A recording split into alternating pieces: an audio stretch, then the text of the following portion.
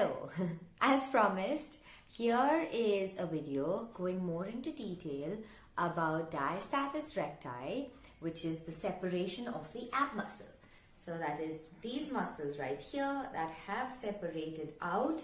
This usually happens due to pregnancy or extreme weight gain. It can also happen in extremely obese people because they lose the core strength because their abdomen has grown so much, right? So it's unable to hold on to the abdomen because there's so much of fat in it, and it would happen if you have so much of fat over here that it's pulling on that belly and putting a lot of strain on your core muscles. So diastasis recti, once again, happens mostly to women. So it's post-pregnancy. This is something to pay attention to and check yourself for it. As I've mentioned in my earlier post also, if you haven't read that, please go back and you will see there's a post that is goes through the information about diastasis recti. And now we are going to talk a little bit more about what you can do to help to close that gap and help repair the damage to your core. It is doable, of course, if it's a certain degree.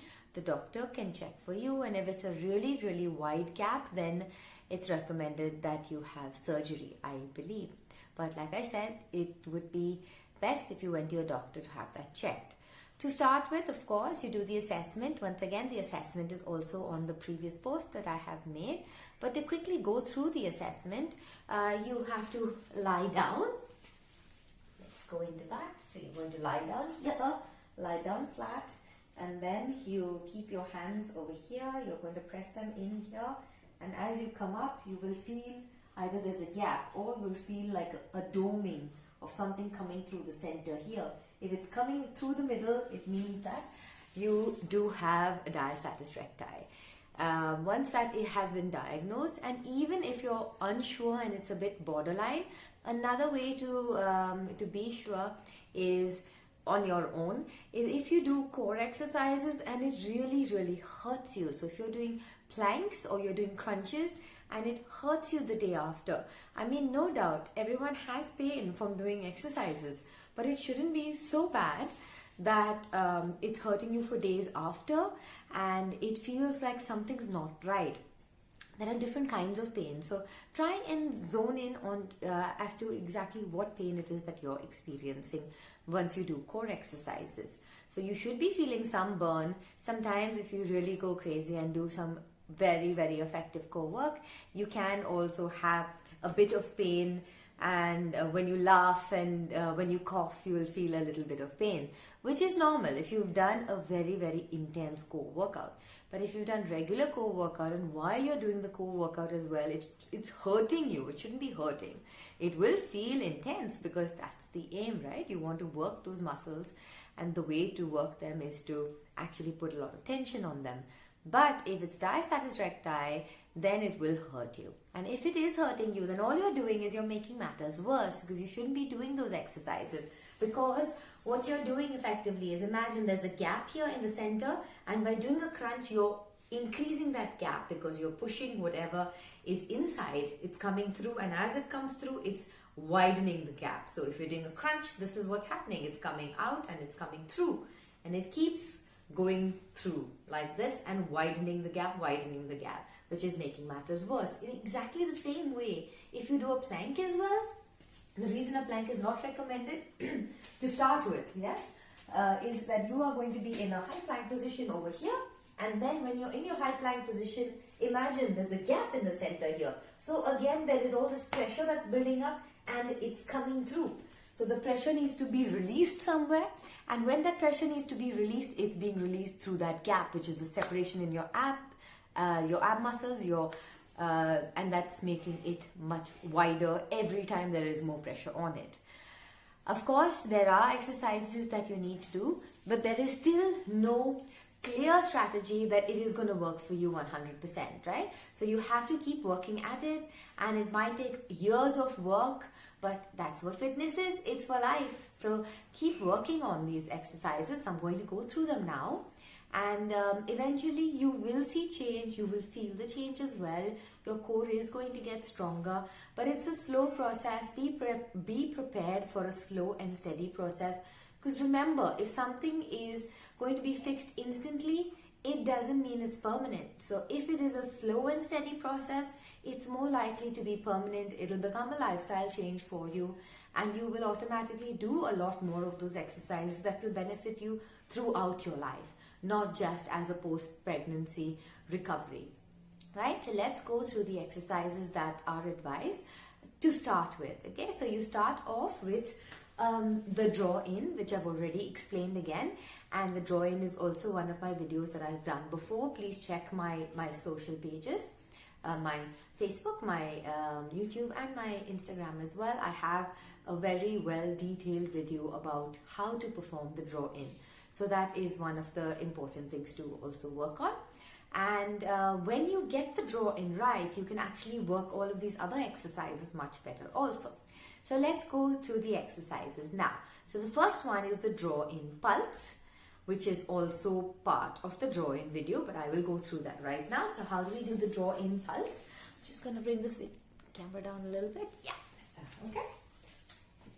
So here we are, lying down. Your core is engaged. Suck your belly in. Draw your belly button into your spine. Suck it in there. And now you are going to continue breathing. So keep breathing, hold this position. It should be easy because you're lying down. Gravity is helping you hold it in there. So you're talking and everything's good. You're breathing. Now you're going to try and take it in deeper. Try to take it in deeper, and you can release it a little bit. See? Deeper, release. Keep breathing. And this is the draw in pulse. So this is the normal draw in. You can have a conversation. Now we're taking it deeper. This is going to put a bit of strain on your back. Not in a bad way, in a good way, because it's actually recruiting your deep core muscles, which are also connected to your back. So once you're here, this is regular draw in, pulse, in, out. Okay, so that is your draw in pulse, which is part of the draw in, quite similar. Next, we have the heel taps. So heel taps again, very simple exercise. You are lying down back here and you're drawn in again. Core is engaged, and you're going to take your legs up and take one leg down, touch it to the ground, bring it up. Touch it to the ground, bring it up. This might seem easy. It's not, because you have to stay drawn in the whole time.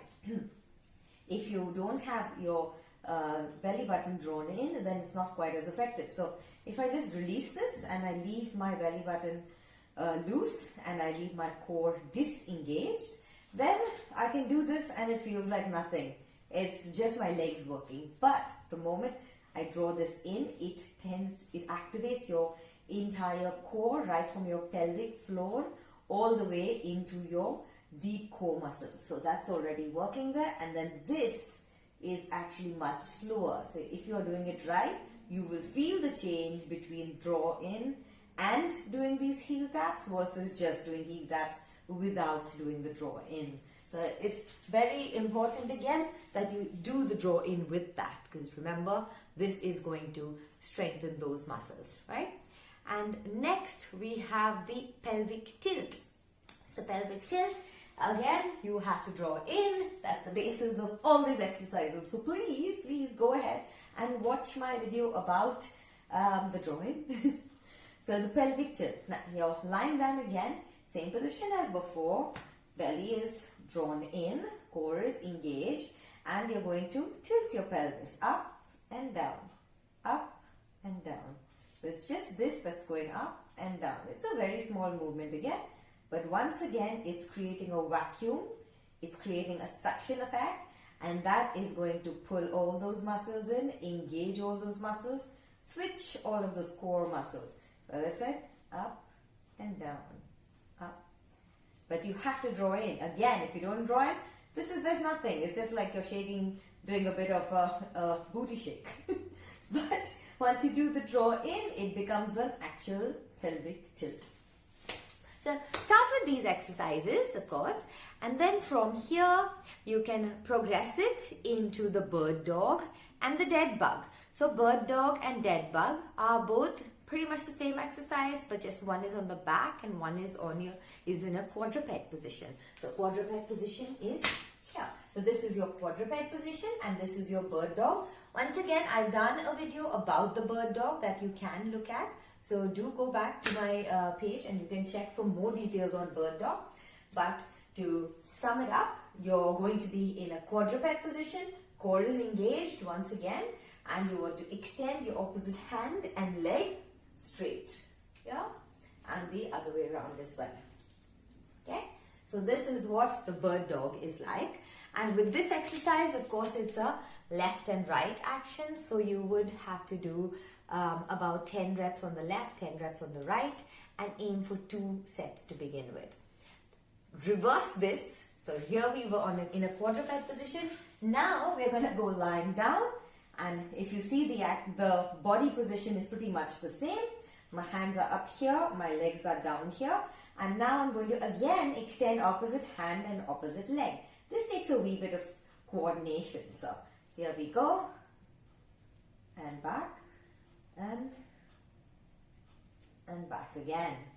Yeah, so once again, this is the opposite of bird dog is dead bug. And once again, core is engaged and you're doing the slow movement. So once you are able to do these exercises, try and do it as often as you can, at least thrice a week. Because remember, you've got diastasis recti. You want to heal those muscles. You want to repair them. You want to bring them back together. So the way to do them best is do it often, but you also need rest periods before for those muscles to repair themselves and to start to get stronger so they connect. We need to create those connections. So please do these exercises. You can try all of these exercises and do 2 sets of each. Do for 10 to 12 reps of each of them, but 2 sets is a good amount. With draw in pulses, and for draw in as well, you can do that standing up, you can do that sitting down, you can do it anywhere.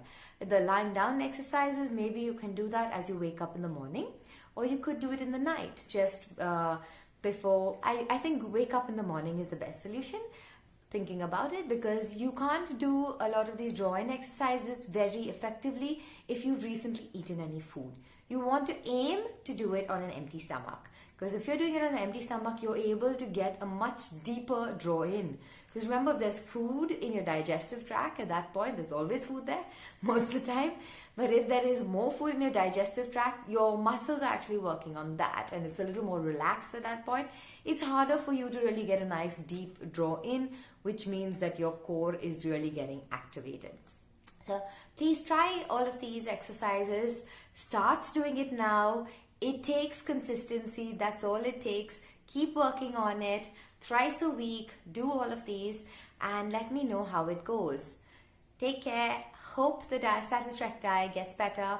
And if you have any questions about this, whether it's about diagnosing it to a very general level, of course, otherwise go to your doctor if you're unsure.